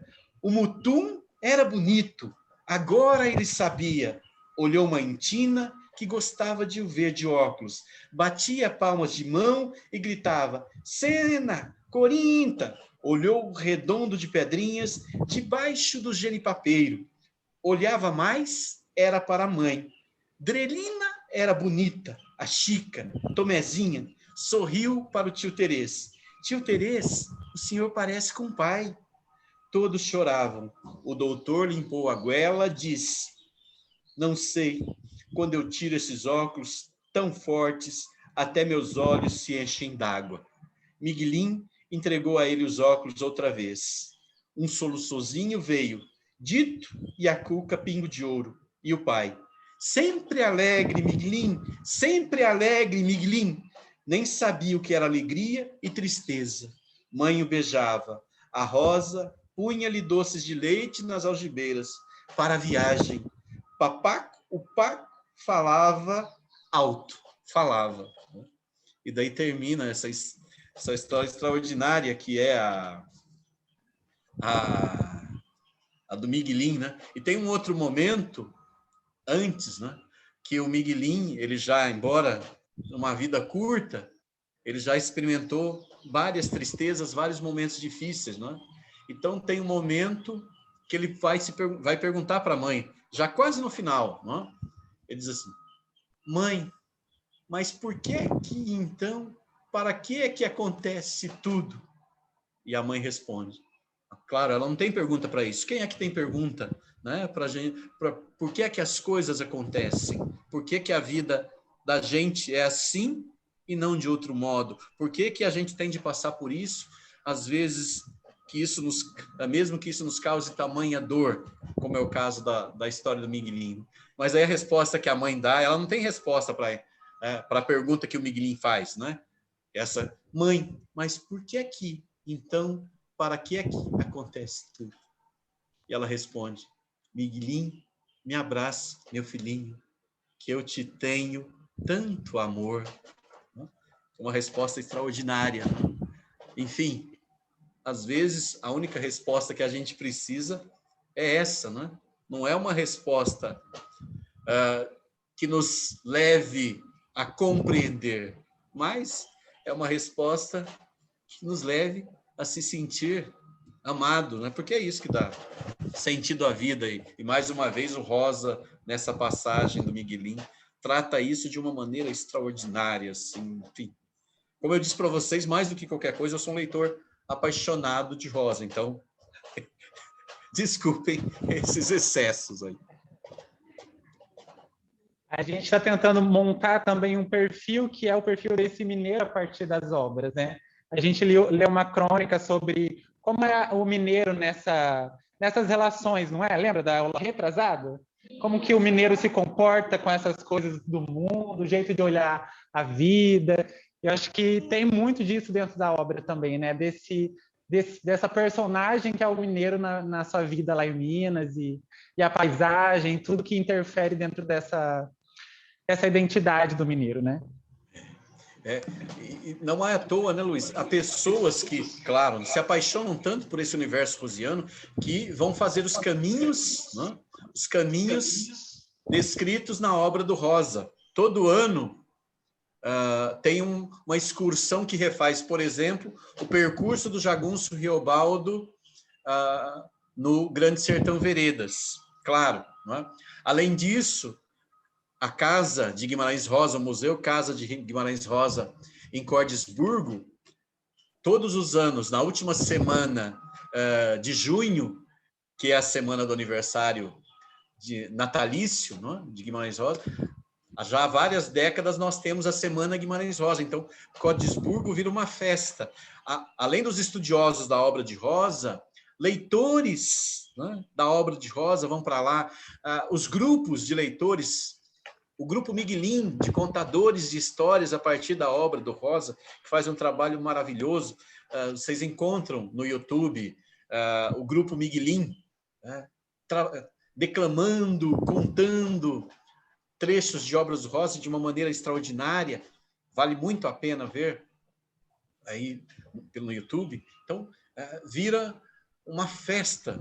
Aquela cidadezinha pequena de Cordisburgo recebe visitantes para viverem o clima, né, do interior das Minas Gerais, sentirem um pouquinho mais dentro desse universo do Guimarães. Não é algo assim, digamos assim, extraordinário, porque é essa relação entre texto e vida, né, que nós sabemos que se constrói, né?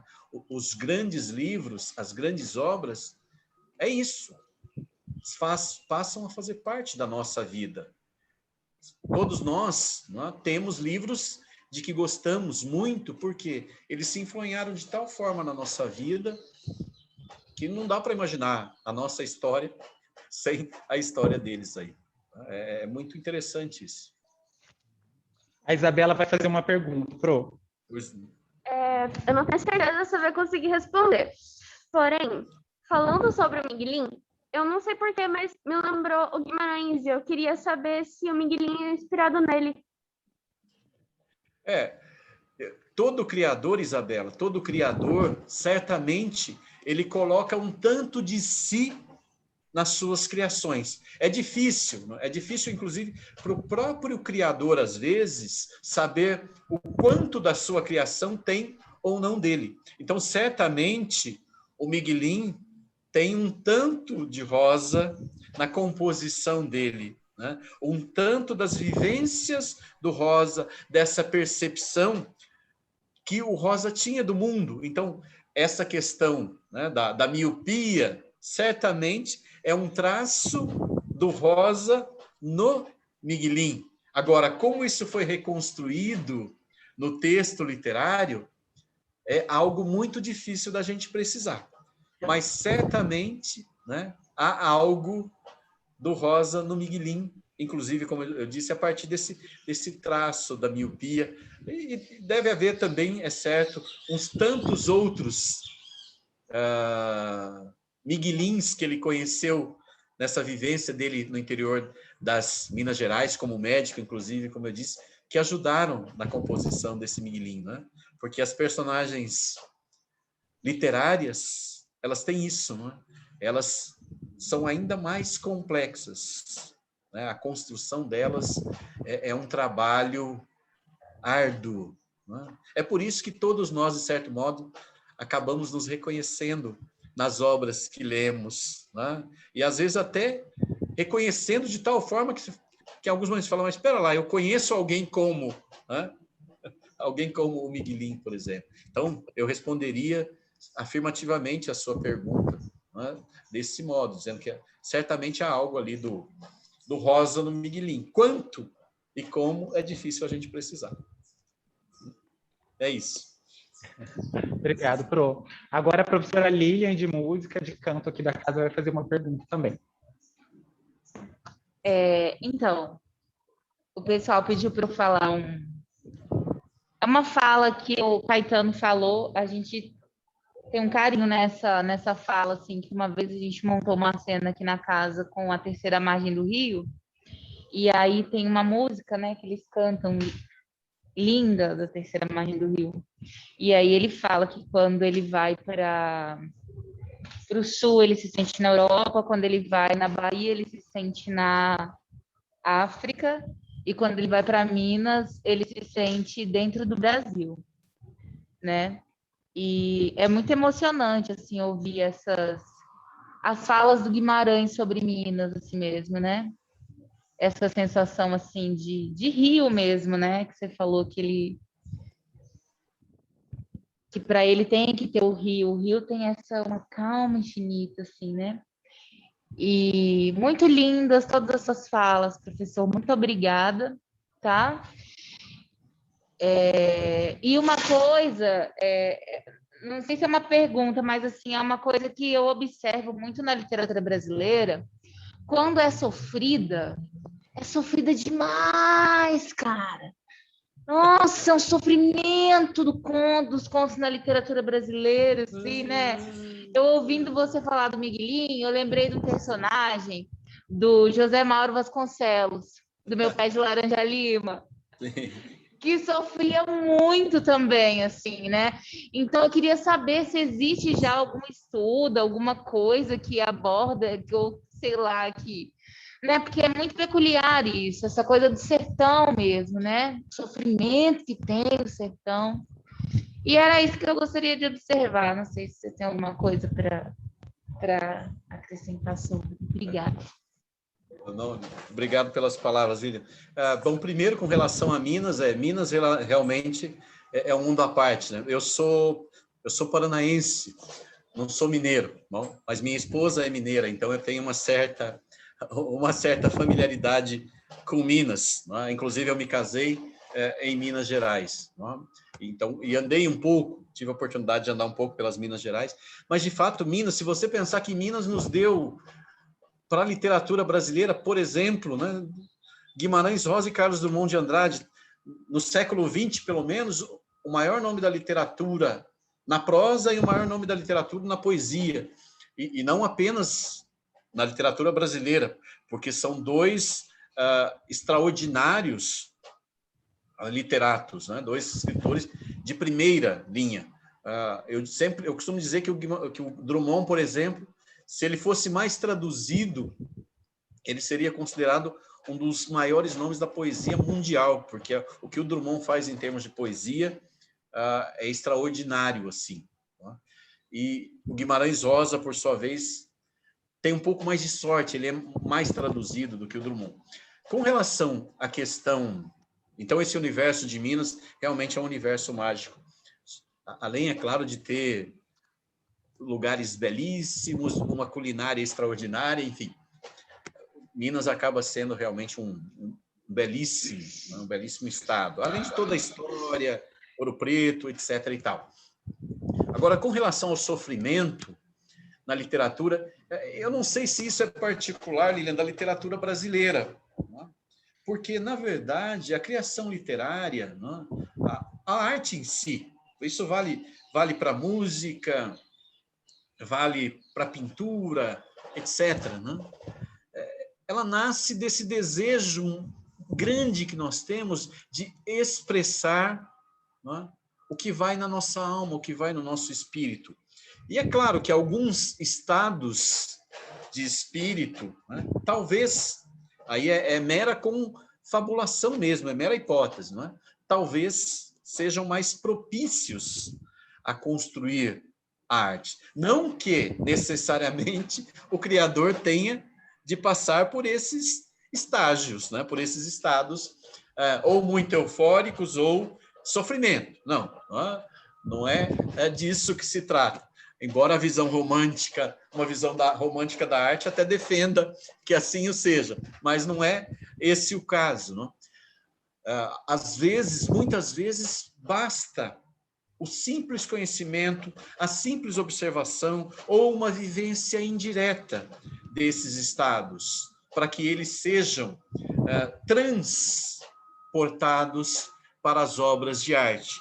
E no caso da literatura, evidentemente, nós temos aí uma construção de país que é muito favorável a abordar alguns desses aspectos, não é?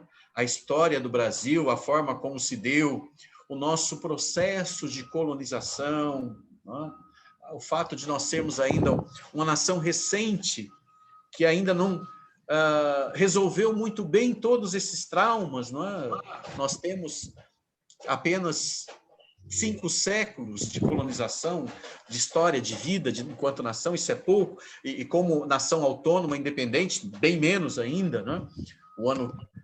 No próximo ano vamos comemorar 200 anos dessa autonomia, mas na verdade não são 200, porque continuamos tutelados, né, pelo Estado português durante praticamente os 100 primeiros anos pós-independência. Então, nós teríamos basicamente um século enquanto nação autônoma, né? Então, nós precisamos de um tempo maior pela frente para suplantarmos algumas dessas questões. Enquanto não vivenciamos esse tempo, as artes, né, a literatura, sobretudo, que eu conheço um pouquinho mais, não muito, mas um pouquinho mais, as obras literárias se tornam um campo por excelência para nós tentarmos acertar contas com esse passado, ou nos conhecermos melhor mesmo, né, a partir desse passado. Então, quando eu aqui, por exemplo, não tendo tido a oportunidade de vivenciar um contexto de seca, como aquele que há no Nordeste, e eu leio, por exemplo, Vidas Secas, do Graciliano Ramos, ou o 15, né, da Raquel de Queiroz, né, ou outras obras que tratam, né, da seca no Nordeste, por conta dessa vivência que a arte consegue reconstruir de uma maneira muito especial, eu vivencio aquilo de um outro modo. E eu sofro com aquilo. Né? Assim como sofremos todos com romances que não têm finais felizes e de que a literatura é rica em exemplos, com separações que se dão entre familiares, como no caso do Miguelinho, por exemplo, e por aí vai, não? Ou do pai, no caso da Terceira Margem do Rio. Não? Enfim, eu acho que isso não é específico da nossa literatura, mas sim, há vários estudos, não? Há vários estudos no campo da literatura, dissertações, teses de mestrado e mesmo livros publicados que focalizam essa questão da dor, do sofrimento, em obras literárias sob os diversos prismas, porque ela é realmente uma questão que se faz muito presente na literatura brasileira de um modo geral. É isso. E é interessante, né, professor? Porque, assim, igual você falou, é o contexto do Brasil, né? O que a gente pode fazer? A gente só pode fazer poesia, falar daquilo que a gente sabe, né? Cada um fala da sua realidade, né? E a gente tem muitos sertões aí pelo Brasil, muitos sertões desconhecidos, tanto em Minas quanto até aqui no Campo Grande. Sim. Né? Tem vários lugares assim que você fala, caraca, que mundo é esse que existe aqui, né? E ainda bem que existe a poesia para a gente poder falar, né? Por mais que seja seco, por mais que seja sertão. Uma vez eu estava em São João del Rei e eu encontrei a Conceição Evaristo. E aí a gente conversou sobre... A gente foi, assim... né? Porque tem que ter cuidado, porque a gente fala assim a romantização da pobreza, né? Porque parece que a poesia, às vezes, ela puxa para esse lado, né? Daí a gente acha lindo, não sei o quê, mas peraí, é um contexto, às vezes, pobre, sofrido, né? Mas a gente está lá fazendo a poesia, né? E assim a gente vai construindo a nossa história, a nossa sociedade, os nossos laços, a nossa realidade, a cara do Brasil, né? Fazer o quê? A cara do Brasil. Como você falou aí, você citou, você pega, por exemplo, a Conceição Evaristo, o livro Sofrido, que é o Ponciá Vicêncio, por exemplo, dela, os contos de Olhos d'Água, ou mesmo os poemas da Conceição Evaristo, assim como o livro Sofrido, que é o Quarto de Despejo, da Carolina Maria de Jesus, mas veja que é a recriação artística de uma vivência, que nesses casos específicos, no da Carolina Maria de Jesus, mais ainda, né, com a qual ela teve um contato, vivência com a qual ela teve um contato direto, mas reconstruído na obra de arte literária, isso alcança um público muito maior, alcança nós todos, que muitas vezes... graças a Deus, não passamos por isso, não tivemos essa vivência direta, mas tomamos consciência dela, de que isso existe, de que isso é parte da nossa realidade e que isso não deveria, não poderia existir. Então, a literatura nos faz essa provocação ética também. O que é que está ao meu alcance fazer para evitar que situações assim aconteçam ou para minorar o sofrimento daqueles que efetivamente se veem postos em situações assim. É uma provocação ética que toda obra de arte nos faz, toda a obra de arte, eu diria, inclusive, que leva esse nome, né? E no caso da literatura, está diretamente vinculada a esses pontos sobre os quais nós estamos conversando aqui. Agora a gente tem mais um aluno, que é o Patrick, ele vai fazer uma pergunta para você. Pois não? Oi, professor. Então, o senhor falou que Guimarães começou por conta própria e muito cedo os estudos das línguas. Só que ele foi o pioneiro, né, em pôr nos seus trabalhos, nas suas obras, todo esse estudo de sílabas, de sonografia, ou então ele tem sim alguma base, algum artista que influenciou ele? Boa pergunta, Patrick. Na verdade, Patrick, veja, eu diria que os grandes criadores, né, porque quem escreve, esse é o ponto, quem escreve tem de conhecer muito bem o seu material de trabalho. E o material de trabalho, por excelência, né, é a língua. Então, se você pretende, né, qualquer um que se pretenda ser escritor, poeta, prosador, ele tem de estudar a língua. Essa é a primeira tarefa dele. E estudar, eu não estou dizendo metodicamente, né? Se debruçar sobre a língua, pensar sobre ela, conhecer um pouquinho de como ela se constrói, dos níveis que a constituem, nesse sentido. Não precisa necessariamente se matricular em um curso, né, nesse sentido que eu estou dizendo. Não, é estudar a língua nessa perspectiva de saber que a língua é o seu material de trabalho, então você precisa conhecê-la bem.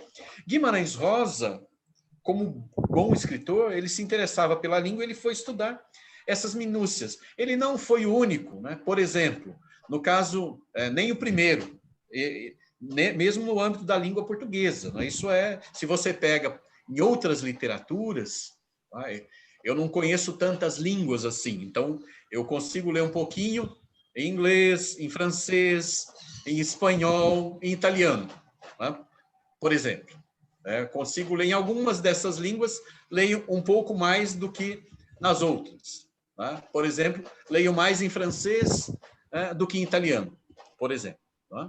Então, dessas línguas que eu consigo ler um pouquinho mais no original, eu percebo também nesses escritores da língua francesa, há um romancista fantástico, de que eu gosto muito, que é Flaubert, é o autor de Madame Bovary. Quando eu leio Madame Bovary no francês, por exemplo, eu consigo perceber o ritmo na construção das frases, eu consigo perceber mais ou menos, não é, o que eu consigo perceber em Guimarães Rosa. É claro que em Rosa eu percebo bem mais, porque o português é minha língua nativa. É a língua na qual eu nasci, né, na qual eu me conheço, na qual eu consigo me expressar mais adequadamente. Mas, na língua portuguesa, veja que, por exemplo, Machado de Assis, né, se você pegar a obra do Machado de Assis e observar a questão do ritmo, da construção das orações, você vai perceber que Machado, né, também constrói as orações de maneira a enfatizar aquilo que ele pretende, né, dizer, reforçar. Então, isso é bastante comum e, eu diria, mais ainda na obra dos grandes escritores. Uma outra escritora da literatura brasileira que faz isso bastante, né, de um outro modo, de um modo bem diferente do Rosa, por exemplo, é a Clarice Lispector. A Clarice, em alguns textos dela, né, ela constrói... Você lê uma primeira vez, você não percebe. Daí você volta, você fala, mas pera lá, parece que tem algo diferente aqui. Daí você volta e você vê que ela construiu aquela sentença. Há um conto da Clarice que está no livro Laços de Família, um conto famoso dela que se chama O Búfalo. Nesse conto, O Búfalo, volta e meia, tem uma oração que é construída enfatizando os recursos sonoros. É um conto breve também, de 5 páginas, quando vocês puderem, vale a pena ler, esse conto da Clarice. E isso está em outros grandes prosadores da literatura brasileira, assim como de outras literaturas. Por exemplo, o escritor moçambicano Mia Couto é um que adora também utilizar esses recursos. Então, quando a gente lê as obras do Mia Couto, também, volta e meia, nós nos deparamos com construções dessa natureza. Porque eles estão explorando o material de trabalho deles, a língua. Né? Então, é o que eles conhecem bem. Né? Não é à toa que são escritores, e nesses casos que eu mencionei, todos de grandes escritores. Né? Certo? E, então, Guimarães, em algum momento, ele fala que tem uma inspiração ou alguma coisa, alguém, um escritor que ele aprecie? Patrick, o Guimarães, ele lia muito, então, volta e meia nas entrevistas dele, ele cita, mas quando ele cita os escritores, são escritores, geralmente, mais antigos, da literatura universal, não é? Então, ele adorava citar, por exemplo, as grandes epopeias, a Ilíada, a Odisseia, né, do grego, além das de outras línguas, porque, sendo curioso, ele conseguia ler, inclusive, o Mahabharata, né, da literatura, esse clássico da literatura da Índia, por exemplo, né? Então, ele cita bastante essas obras mais antigas que, de fato, né, os escritores gregos, latinos, faziam isso muito bem. E, claro, né, também o nosso Camões nos Lusíadas. Né? Quando a gente lê os Lusíadas, é claro que daí já é uma obra em verso. Né? Então, esse trabalho com o ritmo, com as rimas, com a organização dos versos, é ainda mais trabalhado no caso da poesia. Mas quando Guimarães citava, nas entrevistas dele, geralmente ele citava autores muito antigos. E ele gostava muito do Carlos Drummond de Andrade, que eu citei há pouco. Né? O Rosa gostava bastante, apreciava bastante, admirava bastante a obra do Carlos Drummond de Andrade.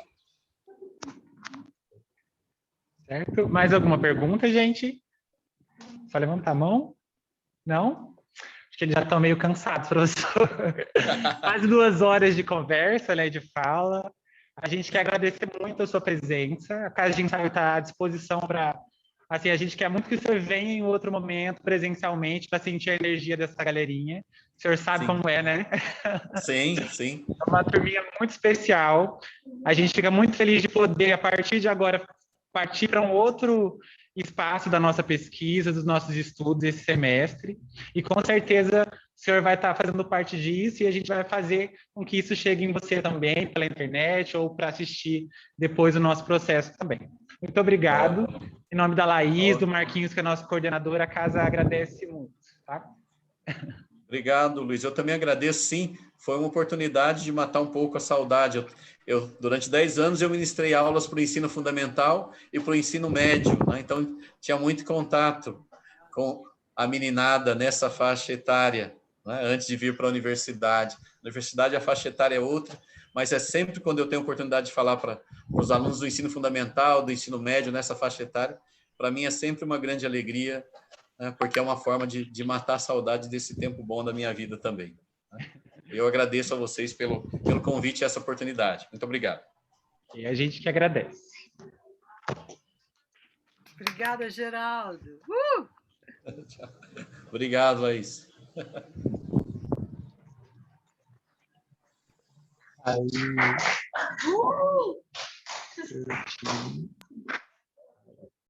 Aí. Saiu?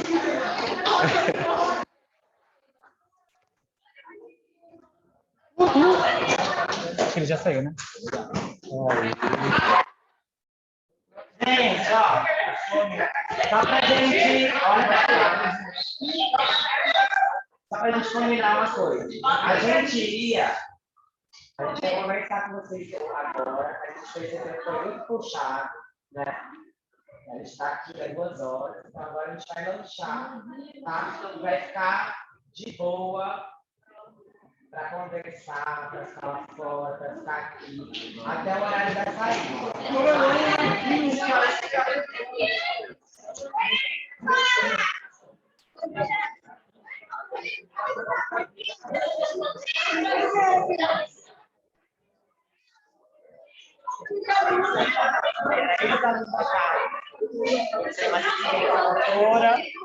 Ele aí da